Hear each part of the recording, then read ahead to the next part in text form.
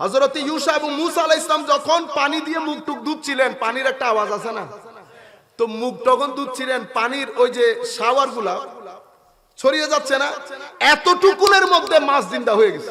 হযরত ইউসাকে যখন জিজ্ঞেস করেছে, ইউসা ইয়া করো, আমরা একটু লাঞ্চটা করে ফেলি, লাঞ্চটা মানে দিনের খাওয়াটা খেয়ে ফেলি, অনেক টায়ার্ড লাগতেছে। তখন উনি বলতেছেন, আই হুজুর, আমি তো ওই যে পানিতে নামছিলাম ফ্রেশ হওয়ার জন্য, ও মাছ তো বিসমিল্লাহ করে সাঁতার কেটে চলে গেছে। আপনি দেখেন, আমি শুধু এটা বোঝাতে চাচ্ছি আপনাদেরকে, বুনা মাছ থলেতে পানি আর মাছের সাথে কোনো টাচ হয় না, এটাকে ময়েশ্চার বলে। পানির আবহ, পানির অ্যারোমা, পানির অ্যারোমা। ও মার তরকারির গন্ধ লাগিলে নাকত মিদে অন আইজু উড়ানত ন খাইছু উড়ান মিদে অন হইতলে যাইরে ফের মুক্তা ভাল লাগি, বুঝছেন? তরকারির অ্যারোমার সাথে আপনি যে শহর থেকে খেয়ে আসছেন, আধা ঘন্টা হয় নাই, আপনি উঠানে যখন আসছেন, আপনার মায়ের তরকারির গন্ধ যখন নাকে লেগেছে, পেটের মধ্যে খিদা লেগে গেছে, এটাকে অ্যারোমা বলে। কি বলে? অ্যারোমা। গন্ধ লাগছে নাকে, খিদা লাগছে পেটে। তো হযরত ইউসা এবং মূসা আলাইহিস সালাম যখন পানি দিয়ে মুখ টুক ধুচ্ছিলেন, পানির একটা আওয়াজ আছে না, তো মুখ যখন ধুচ্ছিলেন পানির ওই যে শাওয়ারগুলা ছড়িয়ে যাচ্ছে না, এতটুকুনের মধ্যে মাছ জিন্দা হয়ে গেছে। এতটুকুনের মধ্যে মাছ জিন্দা হয়ে গেছে। কেন হইতো জিন্দা? কারণ ওই জায়গাতে হযরতে খিদির আলাইহিস সালাম ওই ঘাটে নেমে ওযু কালাম যা করার ওখানে করতেন, ওখানে করতেন। হযরতে খিদিরের শরীরের টাচ লেগে যদি পানির মধ্যে এই তাসির আসে, পানির মধ্যে এই তাসির আসে যে মৃত মাছকে, বুনা মাছকে জিন্দেগি দিতে পারে, তো ওইটা তো বনি ইসরাইলের খিদির, এটা আমার নবীর খিদির। এবার আমার নবীর খিদিরের সিনার তাসির কতটুকু হবে, বুঝতে পেরেছেন? এই জায়গা থেকে কিছু দুনিয়া, কিছু লোক, কিছু লালসা, কিছু প্রতিযোগিতা, সর্বসাকুল্যে এই দুনিয়া, মাল দৌলত, হিরস, সবকিছু আমাদের ওই জগৎকে উজাড় করে ছেড়ে দিয়েছে। এখান থেকে আমার বক্তব্য শুরু। সম্মানিত উপস্থিতি, আমি আমাকে তরুণদেরকে নিয়ে, আমাদের বয়স, আমাদের পরে নিচের বয়স যারা আছে, সম্মানিত উপস্থিতি, এই জায়গার মধ্যে আমাদের একটা বড় গ্যাপ তৈরি হয়েছে। সেটা আমাদেরকে আনতে আনতে বর্তমান পরিস্থিতিতে নিয়ে এসেছে। কিরকম পরিস্থিতি? আমরা সবাই মুরব্বীরা না, মুরব্বীরা তো অনেক উপরে, মুরব্বীদেরকে না, আমরা সবাই বাসায় গিয়ে আজকে আমরা লিস্ট করি সকাল থেকে রাত পর্যন্ত আমরা কি করি, আমাদের রুটিন কি, ডেইলি রুটিন। আমি সহ সকালের নাস্তা থেকে শুরু করে রাতের ভাত খেয়ে ঘুমানো পর্যন্ত দেখি আমাদের লিস্টের মধ্যে আল্লাহ, রসুল, কবর, হাসর, পরকাল আছে কিনা দেখেন তো একবার। নাই। আমি যদি আমার মাকে জিজ্ঞেস করি, মানে আমাদের মাদেরকে, তো তারা বলবে সকালে নাস্তা, নাস্তা বানানো, অতঃপর দিনের খাওয়া, সিটিংয়ে মানুষ তো এটা 4-5 তরকারি নইলে নয়। এই সংস্কৃতি বন্ধ করেন, তরুণদেরকে বলছি। ইন এনো না ভাই বেনিন মাছ জগৎ চলল এখন চল তুমি হামে কি 2 তরকারি দিন আমাদের তাও হায় হায় হায় ইন সিটিংয়ে হইছে মানে নবজি বলে। তো আমি বলতে চাচ্ছি যে তরকারি রান্না, রান্নার পরে একটু করে দুপুরের ঘুম, এরপরে উঠে নাস্তা, এরপরে রাতের খাওয়া, এরপরে একটু নাটক, সিনেমা, এরপরে ঘুম। এটা হচ্ছে আমাদের জীবন। চাকরি যারা করেন তারা কি করেন? সেম নাস্তা, চাকরি, ফেরত এলেন, নাস্তা, ভাত, টিভি, নাটক, ঘুম। মাঝখানে যারা নামাজ দোয়া পড়েন টুকটাক, বুঝতে পেরেছেন? দুনিয়া চলতে চলতে নামাজ পড়া, এতটুকু। এটা আমাদের জিন্দেগি। এটার সাথে কেউ দ্বিমত পোষণ করতে পারবেন না, এটাই আমাদের জিন্দেগি। এখন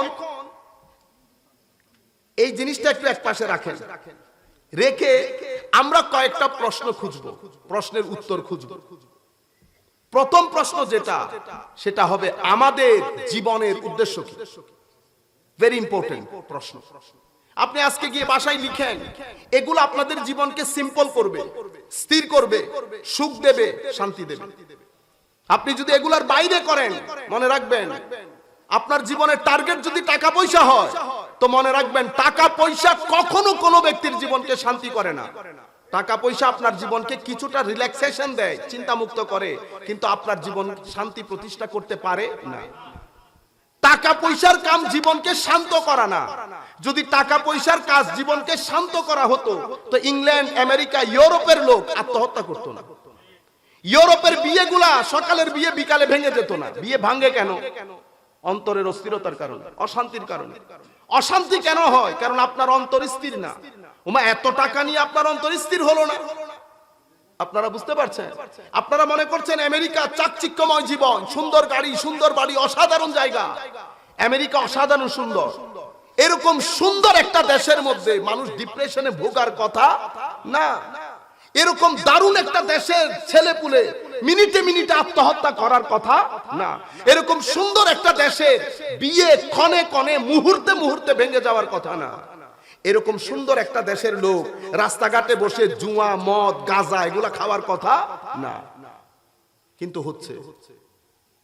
এই জায়গার মধ্যে আমাদের রিথিং করতে হবে, আবার নতুন করে চিন্তা, নতুন করে সাজানো।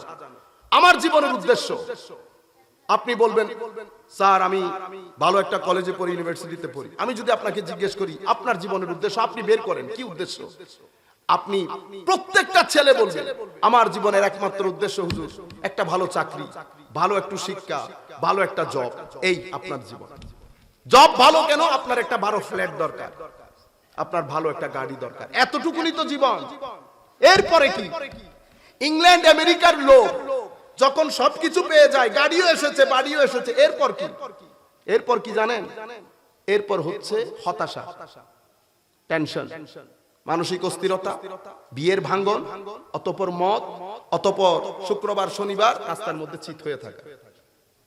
শুক্রবার শনিবার রাস্তার মধ্যে চিত হয়ে থাকা। এই জীবন ব্যবস্থা এখানে যারা আমদানি করে আর্ট এন্ড কালচারের নাম দিয়ে, তারা আমাদেরকে এটাই শিখাইতে চায়। কারণ তাদের জীবন এরকম, তাদের জীবনের মধ্যে কোনো স্থিরতা নাই, শান্তি নাই। বুঝতে পেরেছেন? তারা এই জিনিসটা আমাদের সাধারণ মানুষকে দিতে চায়, আমরা সেটা নিব না।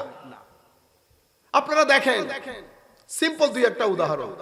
জাস্টিন ট্রুডো আছে না, কানাডার প্রেসিডেন্ট আছে না? বিয়ে তালাক হইছে না, ডিভোর্স হইছে তো। আচ্ছা ডিভোর্স কি শান্তিতে থাকলে হয় না অশান্তিতে থাকলে হয়? তো ডিভোর্স কি কেউ বলে যে I am going to divorce you, এটা কি উইথ এ স্মাইলি ফেস, হাসি মুখে? না। এখন আমার প্রশ্ন হচ্ছে, সিম্পল কোয়েশ্চেন, কেন এটা হয়? আপনারা বুঝতে পেরেছেন? সম্মানিত আমি তরুণ প্রজন্মকে আর্ট করে, আপনি জাস্ট এখন চিন্তা করেন আপনার জীবনের উদ্দেশ্য কি এবং আপনাকে আল্লাহ কি কারণে বানিয়েছেন, কোন এক্সপার্টিস আপনার ভিতরে আছে, আপনি খুঁজে নেন। সম্মানিত ভাইয়েরা, বোনেরা, যারা দেখতেছেন, দূর দরাজ থেকে যারা দেখতেছেন, রুটিনের মধ্যে অবশ্যই ফিকরে আখিরাতকে অ্যাড করবেন। কাকে? ফিকরে আখিরাত। ফিকর মানে আপনার পুরা রুটিনের মধ্যে, আপনার রুটিন যদি পরকাল সর্বস্ব না হয়, পরকাল সর্বস্ব হওয়া মানে কি? রাত দিন মসজিদে বসে থাকা না।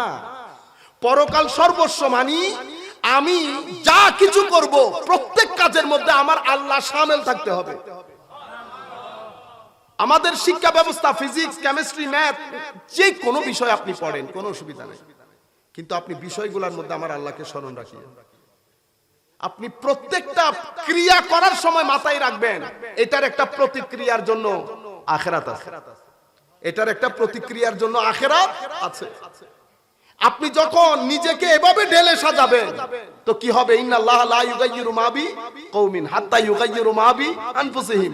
আপনি যখন নিজেকে এভাবে ঢেলে সাজাবেন, আমার আল্লাহ দুইটা কাজ করবে। রব্বানা আতিনা ফিদ দুনিয়া ওয়া ফিল আখিরাতি হাসানা। আমার আল্লাহ হাসানা শুধু দুনিয়াতে দেবে না, হাসানা দুনিয়াতে, হাসানা আখিরাতে। দুনিয়াতে যেই ব্যক্তি সম্মানিত, এটা হতেই পারে না সেই ব্যক্তি আখিরাতে লাঞ্ছিত হবে যদি ঈমান থাকে। আপনারা বুঝতে পেরেছেন? আপনারা লাইফের এই স্কেজুয়ালের মধ্যে, আমাদের এই সংক্ষিপ্ত জীবন, আমরা বয়স অনেক কম হলেও দেশ বিদেশ বিভিন্ন সংস্কৃতির মানুষের সাথে উঠা বসা অনেক কিছু আল্লাহ আমাদেরকে দেখিয়েছে। সেই অভিজ্ঞতার আলোকে আমি আপনাদেরকে জানান দিতে চাচ্ছি।